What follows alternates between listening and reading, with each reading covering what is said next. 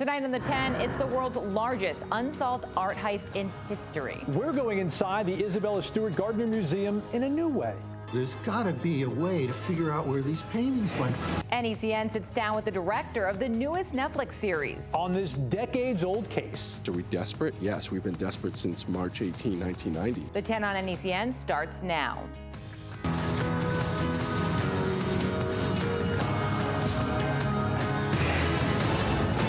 When I see those frames, I feel that they are waiting for the work to come back. Gotta love the dramatic music there, and like any good crime novel, in the end, you are left wanting more. The Isabella Stewart Gardner heist has been tantalizing people around the world for more than 3 decades. Yeah, it's hard to believe it's been that long. And as if the logistics of pulling off a multi-million-dollar theft wasn't intriguing enough, in the years since the famous heist happened, there have been more real-life twists and turns than we can keep up with.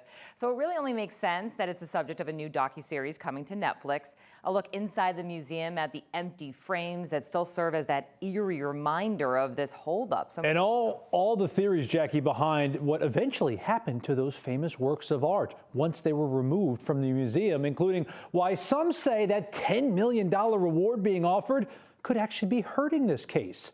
And that's our starting point tonight. Yeah, like any good crime, you have to look at who, what, where, when, and how. And that's what Massachusetts native Colin Barnacle has been doing for years. He and his brother Nick directed the 4-part Netflix original called This Is a Robbery. It details the early morning hours of March 18, 1990, when 2 men dressed in police uniforms pushed the museum's buzzer and said they were responding to a disturbance. The guard on duty let them in, only to be quickly tied up. And over the next 81 minutes, the thieves, in a meticulous and calculated manner, targeted and stole 13 pieces of art. Vermeer, Rembrandt, Degas, and Manet, just to name a few masterpieces. Combined, they're worth $500 million. And we all know something about this heist, right? So you definitely have heard of it before. Sure, everyone's talked about it at least once. At least. And Barnacle says it's actually what we don't know that quickly consumed him. It became kind of more or less an obsession after a while, feeling like the pond is so small in Boston of criminals that we should be able to figure this out. And I feel like that's kind of what a lot of people from the Metro Boston area feel like too when they hear about the crime or get into it. It's like one of those things where, you dip one toe in and then you're in over your head immediately. And that's the thing, as you hear about it, then you want to learn more, and then you read a little bit more. This seems like something that could easily be binge-worthy. Oh, for sure, and you become an armchair detective. It wasn't just his obsession either. A lot of people have fallen in love with this case. It is interesting, right, because people have talked about it, but it hasn't been solved. Like all across the Boston area, right, or in the art industry as well. Since the moment the art was stolen 30-something years ago, the Isabella Stewart Gardner Museum was launched into international headlines. And when it comes to art theft, there have been some big ones in history. Did you know the Mona Lisa was actually stolen from the Louvre in Paris in 1911? I actually did not know that. Now there's this other one, the famous Scream painting, targeted twice in Oslo, once in 1994 and then a decade later. And perhaps the most dramatic was Sweden's National Museum theft in 2000, where the robbers actually blew up cars and got away in a speedboat. Like a James Bond movie. Yeah, something out of a movie. And all of these thefts have 2 things in common. They're among the most famous art heists in history. But here's the important part. They've all been solved. All that artwork has been returned. That is the Mona Lisa that's been in the Louvre for 100 plus years since. Right. So it does make sense, right, that the curiosity surrounding the Gardner heist is still high, even after all these years. Since 1990, it's been the subject of numerous books, movies, podcasts, articles, and now a Netflix series. We spoke with Casey Sherman, a longtime writer for the Boston Herald, who has spent years going over this case and thinks this series might spark renewed interest, especially outside the U.S. With Netflix, you've got an international brand and arm to get this information and the story out there to people that have never even heard about it. The more we can get this story on the international stage, the better likelihood that the art will be returned. Yeah, and that's the hope. So let's take a closer look at some of the theories outlined in this latest series. First, the idea that it was an inside job. 23-year-old Richard Abath was the guard on duty who buzzed in those robbers.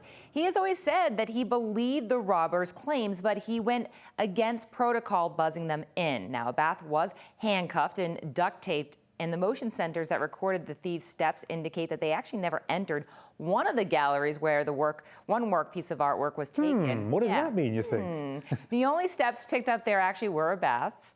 Now, the sensors also revealed that Abath briefly opened the side door to the museum on Palace Road shortly before he buzzed the thieves in at the same entrance. A lot of, misses and questionable activity there by the guard, sure. Yeah, and there was this surveillance footage released years later showing a car that matched the description of the robbers outside the museum 24 hours before the crime. So, Tim, you got to wonder, were they casing the joint? And this is what's interesting, right? Because whether or not that guard was in on the whole thing, there's still the question, who's really behind it? Who are the masterminds behind it? Even the FBI kind of jumped into that a little bit, admitted it was likely mobsters. One prevailing theory points to either the Italian mafia, maybe even the Irish mob, either as part of the actual heist itself, or the mobsters just kind of got their hands on all those paintings not long after the robbery. The FBI just 8 years ago said the thieves were part of a, quote, criminal organization based in the Mid-Atlantic as well as New England. And the feds actually said at the time that they were confident that the stolen art was taken to Connecticut and Philadelphia in the years after the theft. I think the Italian mob was probably involved in some way, shape, or form, because here in Boston, the gangs work together. They have to, because the community is so small. So if the initial robbers were connected to the Boston mob and then sent those artworks to their cohorts in the IRA, I think that's probably likely what happened. And that's the reason why they haven't been returned. So fascinating. We talked about this so long. And there's always been this other piece of speculation, of course, that maybe Whitey Bulger may have been connected with the theft.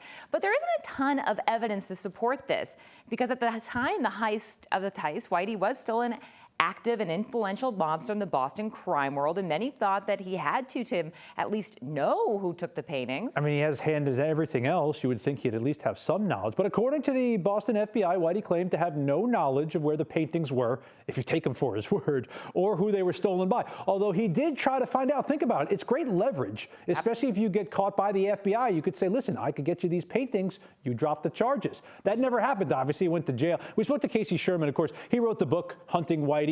And in his research, he found that the art heist was actually something that Whitey talked about a decent amount, even with his cellmate after getting arrested. However, Whitey said again, he had no idea where those paintings were.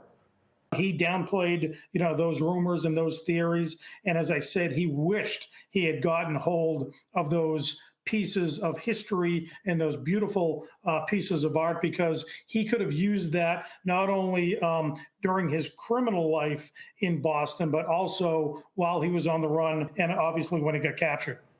Of course, Bulger is now dead, killed in prison, but so are a lot of the other mobsters from that time. And that's one of the big reasons why this case remains cold to this day. You know the phrase, dead men tell no tales. Apparently, the living don't either. Colin Barnacle points out the few potential players connected to this crime who are still alive today, well, they aren't talking either. The major issue with this documentary was, getting people to sit down and actually talk about it. Some people didn't want to sit down on camera and get something wrong for fear that they, might be arrested for it, frankly. Some people didn't want to, couldn't remember 31 years ago. And to add another puzzling twist in the heist, back in 2013, 23 years to the day of the robbery, the FBI announced it knew who stole the priceless masterpieces but refused to name names. That's when the feds mentioned their theory that the art was taken to Connecticut and Pennsylvania and likely sold, but from there the trail's gone cold. Then in 2017, the FBI doubled the reward for the stolen pieces from $5 million to $10 million. Good chunk of change there. Yeah, not a bad finder's fee at all, but some say there are just too many risks with the reward because it's for the return of all 13 artworks, and they have to be, Tim, in good condition. It's very specific rules, and something that Casey Sherman says could actually be a deterrent to the return of that art, because what if you only knew where 5 paintings were, or you knew they were damaged? Yeah, you wouldn't come forward. You get $0 for that, and maybe even catch a case. So Sherman thinks if they want real breaks in this case, the FBI really needs to update that reward rule. If there's a shift in strategy about the reward itself, not asking for all 13 artworks to come back at once, but one artwork at a time, and no matter what their condition is, because again, the reward says in good condition, and that's an arbitrary term and a red flag for any art thief. Yeah, it's really kind of incredible. You think if you even got one back, that might actually be a lead too. So it could get you information. And goodness, imagine if we get a Rembrandt back. It's interesting. I was doing the research on the other art heist, and the one in Stockholm particularly interesting because 3 pieces of art were stolen out. They weren't recovered at the same time. This wasn't like some house Here where they they all found it all. are. They found one, they talked to a guy, got him a second one, and then later, during a completely unrelated raid, they found the third one. So that reward of $10 million for all 13 together, they might not be together. They're more than likely not together anymore. Yeah, we may never see them again. But Yeah. honestly, Casey Sherman says after everything we've seen in Boston over the last few years, he thinks eventually these might be found at some point. You know what, as sad to say, as people die off, it could be their grandkids who Right. suddenly open What up is the this? attic and say, hey, undo a scroll and suddenly see it. We'll have to wait and see. That docuseries, though, definitely binge-worthy. It seems like something you'd watch Thank goodness, immediately. I cannot wait. But I also cannot wait for the weekend. So let's find out what the weather's going to be like from meteorologist Pete Picard. Hey, Pete. Art is wild, isn't it? You find it at a garage sale, and it's like, wait, I think that's a famous painting. That's how it's been probably. Maybe that's how it'll Imagine happen. finding the Rembrandt there. Can you imagine? Yeah, I mean, there's some great stuff. Antiques Roadshow has it all, right? Anyway, the snow showers and flurries that popped up today, they were pretty interesting, weren't they? Across southern Maine, we saw them across the Merrimack Valley and out through Cape Cod as well. And they're fading now with the setting sun. I say that, and there's still some around Springvale and down through Kennebunk right now. All right, lows tonight. You prepared for this? The deep freeze sets in. Lewiston 21-14 in Berlin. We'll have some teens from Keene all the way to Orange, maybe even some teens down through Norwood. Boston about 40 degrees. The winds are dying off overnight, 5 to 10 miles an hour. The deep freeze is on because the upper levels of the atmosphere changed up. See this low that's headed off of the Gaspé Peninsula? Well, it's going to sit there for a while and then sink south of Nova Scotia. Keep us in the clouds on Easter. Keep this warm up from coming eastbound. Everything is log jammed, and that means the pattern slows down. And April is going to start chilly and stay chilly. 50 tomorrow, 48. This is the brightest day of the holiday weekend, though. There's that, and it feels warm in the sun. There's not a lot of wind. Trying to sell you on this. You buying it? Anyway, No, it was freezing this morning, Pete. It was very cold. and tomorrow will be too. So anyway, we'll have more on the forecast and this pattern that will go into next week in a minute. All right, thank you, Pete. We'll see you in a couple minutes. Also ahead right here on the 10th, another Capitol Police officer down in D.C. killed in an attack on the Capitol. The details we are learning tonight from Washington. And Boston Mayor Kim Janey sharing some support from one Hollywood star and also a fellow Boston native. We'll have that story coming up.